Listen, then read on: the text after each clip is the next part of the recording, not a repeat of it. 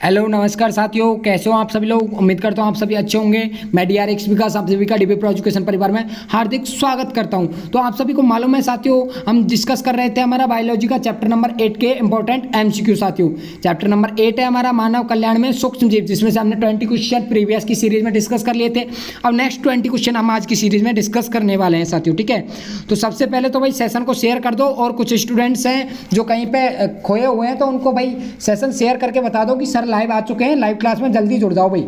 ठीक है, तो लाडलो मेरे प्यारे रसगुल्लो, मेरे प्यारे डियर ऑल डियर स्टूडेंट्स हो, एक बार सेशन को शेयर कर दो और बोल दो सर आ चुके हैं, लाइव क्लास ज्वाइन कीजिए भाई। ठीक है, चलिए आखिरी रणनीति पता ही होगा, आज लास्ट डे ऑफर बढ़ाया गया है मध्य प्रदेश का बच्चों की डिमांड पर। आखिरी रणनीति, ठीक है, 81 रुपये में मात्र दिया जा रहा है। क्वेश्चन बैंक हेल्पलाइन नंबर दे रखे हैं, इन पर व्हाट्सएप मैसेज करके आप ले लेना। ठीक है, 7877677460, जिसमें कंप्लीट आपके 5 सब्जेक्ट होने वाले हैं, physics, chemistry, biology, GK, English साथियों। ठीक है, कंप्लीट सब्जेक्ट आपके होने वाले हैं, तो देरी किस बात की, ले लेना साथियों। आज ऑफर लास्ट बढ़ाया गया है आपके कहने पर साथियों।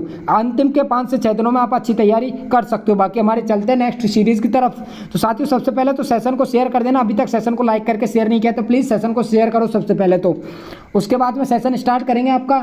ठीक है, चलिए कमेंट बॉक्स भर देना, लेकिन है भाई आज कमेंट बॉक्स भर जाना चाहिए। ठीक है, आंसर से। चलिए सभी से कहना चाहूंगा मैं कि कमेंट बॉक्स में आंसर लगाना, ये अपना एक तरह से मॉक टेस्ट समझ के चलो इसको, मॉक टेस्ट समझ के चलो इसको। ठीक है, इसमें से आप जितने क्वेश्चन करेक्ट करते हो उतना आप देखो अपनी प्रिपरेशन कैसी है, आप कितने क्वेश्चन करेक्ट कर पा रहे हो 20 क्वेश्चन में से। ठीक है, आप यहाँ पे 20 में से 17-18 आसानी से सही करते हो तो आपका आसानी से सिलेक्शन हो जाएगा, कोई भी आपको रोकने वाला नहीं है। इतना हार्ड पेपर है नहीं है भाई, इतना जो हमने जो तैयार किया क्वेश्चन का जो मटेरियल इतना हार्ड नहीं है। ठीक है, चलिए तो सबसे फर्स्ट क्वेश्चन है आपके सामने, मानव हृदय में कोलेस्ट्रॉल स्तर को घटाने में सहायक स्टैटिन तैयार किया जाता है। तो मानव हृदय में जब कोलेस्ट्रॉल का लेवल बढ़ जाता है तो इसको घटाने के लिए स्टैटिन तैयार किया जाता है। वो किससे किया जाता है लाडलू? जीवाणु से, शैवाल से, विषाणु से, यीस्ट से, किससे किया जाता है? बताओ बताओ किससे किया जाता है लाडलू? बताओ करेक्ट आंसर क्या होगा आपका, करेक्ट आंसर क्या होने वाला है लाडलू? बताओ करेक्ट आंसर क्या होगा? सभी स्टूडेंट लगाओ राइट आंसर, बताओ। वेरी गुड, जो भी स्टूडेंट यहाँ पे ऑप्शन नंबर कौन सा लगा रहा है भाई? स्टैटिन किससे तैयार किया जाता है? यीस्ट से, यीस्ट से तैयार किया जाता है सर, डी करेक्ट आंसर होगा। वेरी गुड, जो भी स्टूडेंट डी लगा रहा है ना भाई, डी आपका करेक्ट आंसर होने वाला है लाडलो। कौन सा? डी ऑप्शन 21 में राइट आंसर होने वाला है। स्टैटिन किससे तैयार किया जाए? यीस्ट से। अब यीस्ट का नाम क्या है सर? यीस्ट का नाम भी हमें बता दो। यीस्ट का नाम है मोनोस्कस परप्यूरिस। ठीक है, मोनोस्कस परप्यूरियस। ठीक है, मोनोस्कस परप्यूरियस यीस्ट का नाम है। ठीक है, Monascus purpureus, Monascus purpureus yeast का नाम है, जो कि रक्त में कोलेस्ट्रॉल को कम करने का कार्य करता है। अगला क्वेश्चन देखते हैं लाडलो। अगला क्वेश्चन देखिए, प्रतिजैविक पदार्थों एंटीबायोटिक को तैयार किया जाता है, किससे तैयार किया जाता है? मुख्यतः पूछा गया है आपसे, क्या पूछा गया है? मुख्यतः किससे तैयार किया जाता है? बताओ भाई, मुख्यतः किससे तैयार किया जाता है एंटीबायोटिक को? कवक से, जीवाणु से, शैवाल से, यीस्ट से। क्या होगा राइट आंसर? आप 2 तरह के आंसर लगाएंगे यहाँ पे, मेरे को पता है आप यहाँ पे 2 तरह के आंसर लगाएंगे सर, कि या तो कवक लगाएंगे कुछ स्टूडेंट, कुछ जीवाणु लगाएंगे, लेकिन यहाँ पे राइट आंसर क्या होगा लाडलो आपका? राइट आंसर आपका क्या होने वाला है बताओ?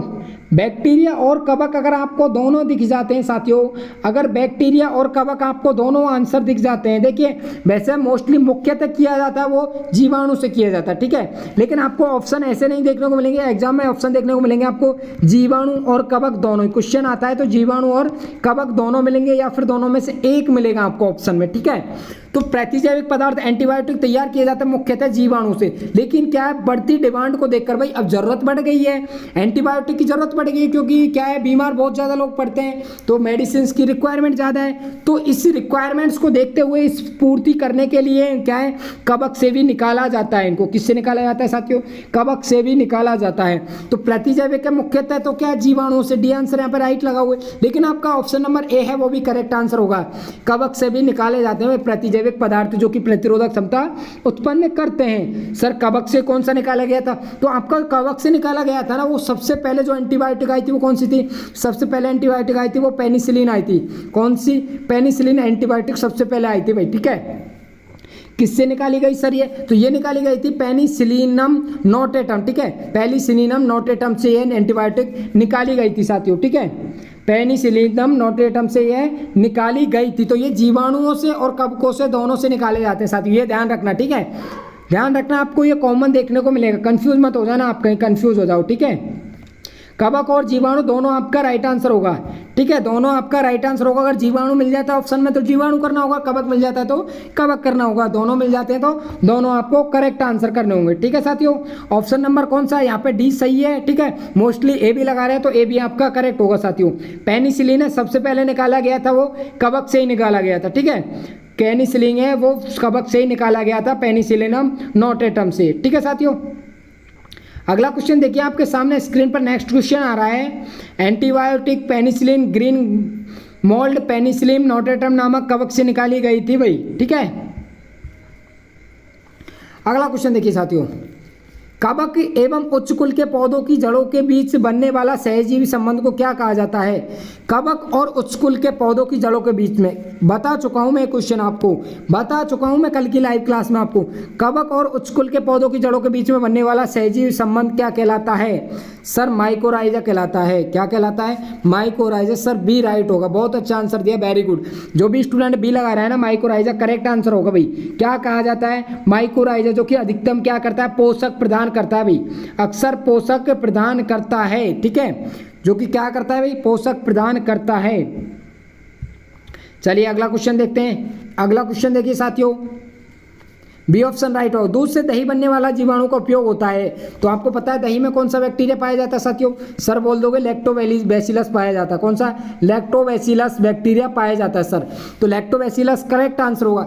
दही से दूध बनने में किस जीवाणु का प्रयोग होता है, आपने पता होगा, सब विलेज से बिलोंग करते हैं, तो जब हम दूध को जमाते हैं, दूध से दही बनाते हैं, तो किस जीवाणु का प्रयोग करते हैं, लैक्टोबैसिलस का। तो जब हम जामन देते हैं, जामन तो जानते हो भाई, विलेज गाँव से बिलोंग करते हो, तो दूध में जब हम जामन देते हैं तो किसका देते हैं, या तो छाछ का देते हैं या फिर दही का देते हैं, तो उसमें क्या है, लैक्टोबैसिलस ही जीवाणु पाए जाते हैं दही में।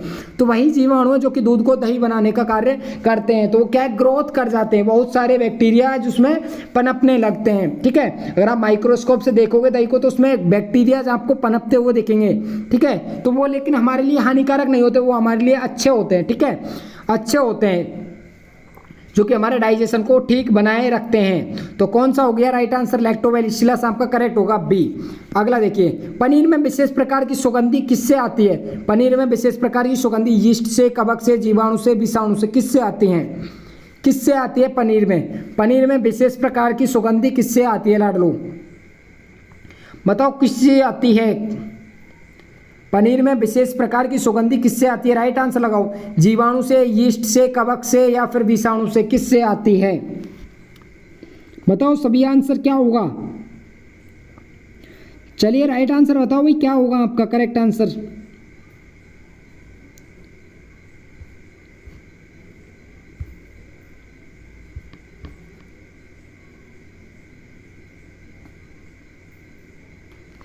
वेरी गुड, बहुत से बच्चे सही आंसर लगा रहे हैं, बिल्कुल करेक्ट आंसर होगा आपका, बिल्कुल करेक्ट आंसर होने वाला है आपका। कौन सा होगा, वेरी गुड, बहुत अच्छा, वेरी गुड। बहुत से बच्चों ने अच्छा आंसर लगाया सर, जीवाणु।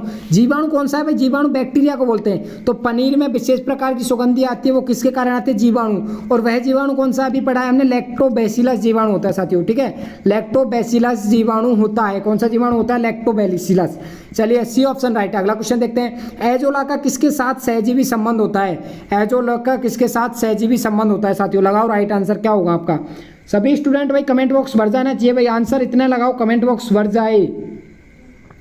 एजोला का सहजीवी संबंध होता है, किसके साथ होता है, वेरी गुड, वेरी गुड, बहुत अच्छा आंसर लगाया। एजोला का सहजीवी संबंध एनाबेना के साथ में होता है। एनाबेना भी इसको बोला जाता है भाई, एनाबेना के साथ में होता है। एनाबेना नामक साइनोबैक्टीरियम होता है भाई, साइनोबैक्टीरियम नीला हरित शैवाल। एनाबेना क्या है, नीला हरित शैवाल है, ठीक है, नीला हरित शैवाल है जिसके साथ में क्या होता है, सहजीवी संबंध होता है। एजोला का किसके साथ सहजीवी संबंध होता है, तो एनाबेना के साथ में सहजीवी संबंध होता है, जो कि एक नील हरित शैवाल है, ठीक है, कैसा एक नील हरित शैवाल है साथियों, ठीक है, बी ऑप्शन राइट होगा आपका।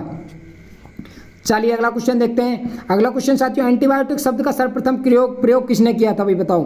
देखिए आपको डीबी प्रो एजुकेशन बिल्कुल जीरो से हीरो बनाने का काम कर रहा है, ऑलरेडी स्ट्रॉन्ग कर रहा है। आपको इन फ्यूचर ऐसे ऑप्शन देखने को मिलेंगे उल्टे सीधे, तो आपको मैं ऑलरेडी प्रिपेयर कर रहा हूँ, आपको ऑप्शन उल्टे सीधे दिए हुए हैं, पहले ए उसके बाद में सी फिर बी डी। तो आपको बिल्कुल आंख बंद करके आंसर नहीं लगाना होगा, पहले कंसेंट्रेट होके आंसर देखो। सर ऑप्शन कौन सा सही है, दूसरे नंबर पर सी दे रखा है, कौन सा सही होगा। एंटीबायोटिक शब्द का सर्वप्रथम प्रयोग किसने किया था साथियों बताओ। Very good Alexander Fleming correct answer होगा आपका। अलेक्जेंडर फ्लेमिंग आपका करेक्ट आंसर होगा, 27वें में राइट आंसर होगा ऑप्शन नंबर सी होगा। ठीक है, बिल्कुल सी ऑप्शन करेक्ट होगा। क्या कह रहा है, सर्वप्रथम प्रयोग किसने किया था। सर्वप्रथम प्रयोग किया था साथियों बॉक्समैन ने। किसने किया था, बॉक्समैन ने किया था। सर्वप्रथम प्रयोग की अगर बात की जाए तो किसने किया था साथियों, बॉक्समैन ने किया था। किसने किया था, बॉक्समैन ने।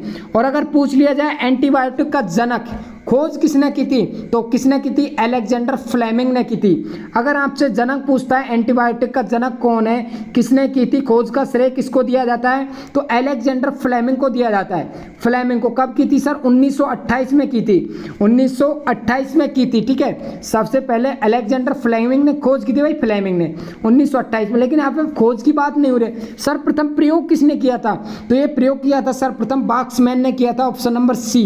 किसने किया था साथियों, बॉक्समैन ने किया था। ध्यान रखना, कंफ्यूज मत हो जाना, कहीं कंफ्यूज हो जाओ। ठीक है, अगला क्वेश्चन देखते हैं लाडलो। अगला क्वेश्चन देखिए भाई, स्वतंत्र जीवी अवायवीय नाइट्रोजन स्थिरीकरण जीवाणु है। स्वतंत्र जीवी अवायवीय नाइट्रोजन स्थिरीकारी जीवाणु है। राइजोबियम, स्ट्रेप्टोकोकस, एजोबैक्टर, क्लोस्ट्रीडियम, कौन सा है। नाइट्रोजन स्थिरीकारी जीवाणु है, कौन सा है नाइट्रोजन स्थिरीकारी जीवाणु। 28वें क्वेश्चन में राइट आंसर होगा, वेरी गुड, क्लोस्ट्रीडियम। कौन सा है भाई, क्लोस्ट्रीडियम। कैसा है, एक स्वतंत्र जीवी है, स्वतंत्र जीवी है, प्लस में अवायवीय है, और कैसा है, नाइट्रोजन स्थिरीकारी जीवाणु है। कौन सा है भाई, क्लोस्ट्रीडियम। बहुत अच्छा आंसर दिया डी। क्लोस्ट्रीडियम एक ऐसा बैक्टीरिया जो कि स्वतंत्र जीवी है, प्लस में अवायवीय है, और नाइट्रोजन स्थिरीकारी जीवाणु है साथियों। ठीक है, ऑप्शन नंबर डी है आपका राइट होने वाला है लाडलो। अगला क्वेश्चन देखिए, सिट्रिक अम्ल का उत्पादन होता है। सिट्रिक अम्ल का उत्पादन किससे होता है, राइजोपस से, न्यूकर से, एम्परजिलस से, सैकरोमाइसिस से। किससे होता है सिट्रिक अम्ल का उत्पादन, तो सिट्रिक अम्ल का उत्पादन होता है साथियों, देखिए इसमें करेक्शन करना आप लोग, इसमें करेक्शन करना होगा, एम्परजिलस से होता है। सिट्रिक अम्ल जो कि क्या है, खट्टे पदार्थों में पाया जाता है। किसमें पाया जाता है साथियों, खट्टे पदार्थों में पाया जाता है सिट्रिक अम्ल। ठीक है, तो सिट्रिक अम्ल है वो किसमें होता है भाई, एम्परजिलस से प्राप्त किया जाता है। किससे प्राप्त किया जाता है, एम्परजिलस नाइजर, जो कि क्या है, एक फंगस है, क्या है कि कवक है, एक कवक से प्राप्त किया जाता है भाई सिट्रिक अम्ल। ठीक है, सिट्रिक अम्ल किससे प्राप्त किया जाता है, कवक से प्राप्त किया जाता है। कवक कौन सा है सर, एम्परजिलस नाइजर, एम्परगिलस भी इसको बोला जाता है। ठीक है, कंफ्यूज मत हो जाना, एम्परजिलस या फिर एम्परगिलस नाइटर, कौन सा कवक है, एम्परगिलस नाइटर से इसको प्राप्त किया जाता है सिट्रिक अम्ल को। करेक्शन कर लेना भाई इसमें। ठीक है, ऑप्शन नंबर सी है वो आपका राइट आंसर होने वाला है। ठीक है, ऑप्शन नंबर सी है आपका राइट आंसर होने वाला है साथियों। ठीक है, चलिए अगला क्वेश्चन देखते हैं। क्या अगला क्वेश्चन देखते हैं कि आपका करेक्ट आंसर क्या होने वाला है। और जो आपको राइजोपस दे रखा है ना, आप ए लगा रहे हो राइजोपस। राइजोपस क्या है भाई, मृदोपजीवी कवकों का एक वंश है। मृदोपजीवी कवकों का क्या है साथियों, एक वंश है। ठीक है, अगला क्वेश्चन देखिए भाई, अगला क्वेश्चन देखिए, सी राइट होगा भाई, एम्परजिलस। एम्परजिलस आपका करेक्ट आंसर होगा, एम्परजिलस नाइटर से, कवक से किया जाता है भाई सिट्रिक अम्ल का उत्पादन। अगला क्वेश्चन देखिए लाडलो, नो स्टॉक में नाइट्रोजिनेज एंजाइम पाया जाता है। नो स्टॉक में नाइट्रोजिनेज एंजाइम पाया जाता है, वो कहाँ पाया जाता है, कहाँ पाया जाता है बताओ भाई। नो स्टॉक में क्या पाया जाता है, नाइट्रोजिनेज एंजाइम पाया जाता है, तो कहाँ पाया जाता है बताओ भाई, कहाँ पाया जाता है। वेरी गुड, वेरी गुड, बहुत अच्छा आंसर लगाया, वेरी गुड आपका, वेरी गुड, बहुत अच्छा आंसर दिया। ऑप्शन नंबर बी, हिस्टोरिस्ट, हिस्टोसिस्ट। ठीक है, इसको क्या बोला जाता है, हिटरोसिस्ट भी इसको बोला जाता है। क्या बोला जाता है, हिटरोसिस्ट। ठीक है, हेटरोसिस्ट भी बोला जाता है इसको, हेटरोसिस्ट करेक्ट आंसर होगा। नो स्टॉक में नाइट्रोजनेज एंजाइम पाया जाता है, वो किस में पाया जाता है, हेटेरोसिस्ट में पाया जाता है। हेटेरोसिस्ट में विशेष नाइट्रोजन फिक्सिंग कोशिकाएं होती है। नाइट्रोजन फिक्सिंग कोशिकाएं किस में होती है, हेटेरोसिस्ट में होती है, ठीक है। नॉनस्टॉक में नाइट्रोजनेज एंजाइम पाया जाता है, वो हेटेरोसिस्ट में पाया जाता है, ठीक है। हेटेरोसिस्ट में एंजाइम नाइट्रोजनेज पाया जाता है, ठीक है, जो कि क्या करता है, नाइट्रोजनेज एंजाइम का उपयोग करके हवा से नाइट्रोजन को ठीक किया जाता है। हेटेरोसिस्ट आपका करेक्ट आंसर होगा लाडलो, ठीक है। आप बिल्कुल आंख बंद के आंसर लगा सकते हो, आंख बंद करके heterocyst, sir heterocyst correct answer होगा, ठीक है। हेटेरोसिस्ट क्या है सर? हेटेरोसिस्ट क्या है? एक विशेष नाइट्रोजन फिक्सिंग कोशिकाएं हैं। क्या है? नाइट्रोजन फिक्सिंग कोशिकाएं जो कि नॉस्टॉक और एनाविना जैसे कुछ फिलामेंट्स साइनोबैक्टीरिया द्वारा नाइट्रोजन बुकवारी के दौरान बनाई गई थी। चलिए अगला क्वेश्चन देखते हैं लाडलो। 31 क्वेश्चन आपके सामने है। अत्यधिक अल्कोहल लेने से शरीर का कौन सा सबसे अधिक अंग प्रभावित होता है? बहुत सिंपल क्वेश्चन है, यकृत। सर यकृत सबसे ज्यादा प्रभावित होता है, ठीक है, जिससे क्या हो जाता है, एल्कोहलिक लिवर डिजीज हो जाती है। एल्कोहलिक लिवर डिजीज, भाई एल्कोहल का यूज ले रहे हैं, लिवर डिजीज, लिवर प्रभावित हो रहा है तो लिवर डिजीज। चलिए अगला क्वेश्चन देखिए, बहुत सिंपल है, बी राइट होगा। चाय की पत्तियों पर जीवाणुओं की क्रिया से विशेष सुगंध को उत्पन्न किया जाना कहलाता है। अब आप आंसर लगाओगे इसमें किण्वन, लेकिन किण्वन आंसर कब होगा आपका राइट आंसर? इसमें राइट आंसर होने वाला है साथियों ऑप्शन नंबर कौन सा? क्यूरिंग। क्यूरिंग क्या कह रहा है क्वेश्चन समझो। चाय की पत्तियों पर जीवाणुओं की क्रिया, जीवाणुओं की जब हम चाय की पत्तियों पर क्रिया करवाते हैं तो क्या है, विशेष सुगंध को उत्पन्न किया जाता है, तो यह प्रोसेस कहलाता है। इस प्रोसेस की अगर बात की जाए तो क्योरिंग कहलाता है। क्या कहलाता है यह प्रोसेस? क्योरिंग कहलाता है, जिसको अभिसाधन के नाम से भी जाना जाता है। क्या कहलाता है? अभिसाधन के नाम से भी इसको जाना जाता है साथियों, ठीक है। अभिसाधन क्योरिंग, क्योरिंग के नाम से भी इसको जाना जाता है। तो चाय की पत्तियों पर हम जीवाणुओं की क्रिया किस लिए करवाएंगे? क्योंकि उनका खट्टापन है, कड़वापन है, उनका वो दूर हो सके और मीठापन है वो उनमें आ जाए साथियों, ठीक है। इसलिए हम किसकी जीवाणुओं की क्रिया करवाते हैं? सर जीवाणु कौन सा है उसकी क्रिया करवाते हैं? तो आपका जीवाणु है माइकोकोकस कॉन्डिसेंस। कौन सा जीवाणु है? माइकोकोकस कॉन्डिसेंस। माइकोकोकस कॉन्डिसेंस आपका जीवाणु है साथियों, ठीक है। कॉन्डिसेंस, माइकोकोकस कॉन्डिसेंस आपका जीवाणु है जो कि चाय की पत्तियों पर जीवाणुओं की क्रिया करता है, जो कि एक विशेष सुगंध को उत्पन्न करता है। अगर इस प्रोसेस की आपको बात की जाए, क्वेश्चन अगर इस प्रकार से आता है कि जीवाणुओं की क्रिया से विशेष प्रकार की सुगंध को उत्पन्न किया जाना कहलाता है, तो ये कहलाता है साथियों क्यूरिंग, ठीक है। क्या कहलाता है? क्यूरिंग कहलाता है। क्या कहलाता है? क्यूरिंग कहलाता है, ठीक है। क्या कहलाता है? क्योरिंग कहलाता है। अगर आप बात करो सर किण्वन क्यों नहीं बोला जाता? किण्वन करेक्ट आंसर होगा, ठीक है। तो किण्वन क्या है? एक प्रक्रिया है। किण्वन एक प्रक्रिया है साथियों। क्या है? एक प्रक्रिया है किण्वन, ठीक है। अगर आपसे इस प्रोसेस की बात की जाए कि जीवाणुओं की क्रिया से विशेष सुगंध को उत्पन्न किया जाना क्या कहलाता है, तो क्योरिंग कहलाता है, जिससे क्या होता है, तीखापन और कड़वापन है चाय की पत्तियों में वो दूर हो जाता है। क्या होता है? तीखापन और जो कड़वापन है चाय की पत्तियों में वो क्या है, दूर हो जाता है साथियों, ठीक है। और पत्तियों का हरा रंग है वो भी समाप्त हो जाता है। पत्तियों का हरा रंग है वो भी क्या हो जाता है, समाप्त हो जाता है लाडलो, ठीक है, समाप्त हो जाता है। अब सर इनको किण्वन क्यों नहीं बोलेंगे? सर हमें यह बताओ पहले तो किण्वन क्यों नहीं बोला जाएगा? तो साथियों किण्वन इसलिए नहीं बोला जाता है कि क्योंकि किण्वन क्या है, कि द्वितीय किण्वन प्रक्रिया है। क्या है? द्वितीय किण्वन प्रक्रिया है। तो चाय की पत्तियों के उपचार में क्या है, पत्तियों को सुखाना और हरे रंग को खोना शामिल है। तो क्वेश्चन आता है आपको कि चाय की पत्तियों में किस प्रोसेस के द्वारा, ठीक है, किस वृद्धि द्वारा क्या है, उनके क्या है, किसको द्वारा किया जाता है, उनके सुखाया जाता है, उनके हरे रंग को खोया जाता है, उनके हरे रंग को दूर किया जाता है। तो वहां पे आपको राइट आंसर करना होगा किण्वन। क्या करना होगा? किण्वन विधि। किस विधि द्वारा उनमें क्या है, क्या सुगंध को उत्पन्न किया जाता है? क्वेश्चन आता है चाय की पत्तियों में किस विधि द्वारा सुगंध को उत्पन्न किया जाता है, किस विधि द्वारा? तो विधि कौन सी करनी होगी? किण्वन। लेकिन क्वेश्चन अगर आता है जीवाणुओं की क्रिया से, तो कौन सा प्रोसेस कहलाएगा?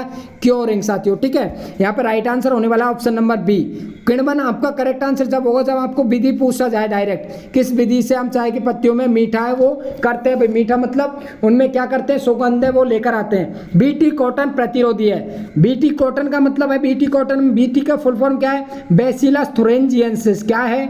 बैसिलस थुरिंजिएंसिस, ठीक है। बैसिलस थुरिंजिएंसिस आपका करेक्ट आंसर होगा साथियों, ठीक है। बैसिलस थुरिंजिएंसिस क्या है भाई? कीट का प्रतिरोधी है। बैसिलस कॉटन है वो क्या है? प्रतिरोधी है। किसका प्रतिरोधी है साथियों? कीट प्रतिरोधी है। ए ऑप्शन आपका राइट आंसर होने वाला। बीटी कॉटन प्रतिरोधी है, वो किसका प्रतिरोधी है? कीट का प्रतिरोधी है। 33 में करेक्ट आंसर होगा आपका ऑप्शन नंबर ए होगा लाडलो। कौन सा? ऑप्शन नंबर ए आपका राइट आंसर होने वाला है। ठीक है, चलिए फिर करते हैं लाइव क्लास को स्टॉप करते हैं भाई आज यहीं पे। ठीक है, चलिए अगर कैसे लगी भाई लाइव क्लास एक बार मेरे को कमेंट बॉक्स में कमेंट करके जरूर बताना। क्लास अच्छी लगी हो तो भाई क्लास को शेयर जरूर कर देना लाडू। ठीक है, बाकी नेक्स्ट क्लास में आज का बचा हुआ सिलेबस आपका कवर करवा देंगे। ठीक है, चलिए करते हैं लाइव क्लास को stop. Thank you so much all of you. जय हिंद जय भारत। बताना मेरे को कमेंट बॉक्स में कमेंट करके लाइव क्लास कैसी लगी। अच्छी लगी हो तो प्लीज़ लाइक और शेयर जरूर कर देना। ठीक है, और कमेंट बॉक्स में कमेंट करके बताओ कैसी लगी। अगर अच्छी लगी हो तो बताओ, और अगर बुरी लगी हो, कोई अगर कमी रही हो तो वो भी बताओ हमें। हम नेक्स्ट सुधार करेंगे। ठीक है, नेक्स्ट कमी में सुधार करेंगे। चलिए thank you so much all of you.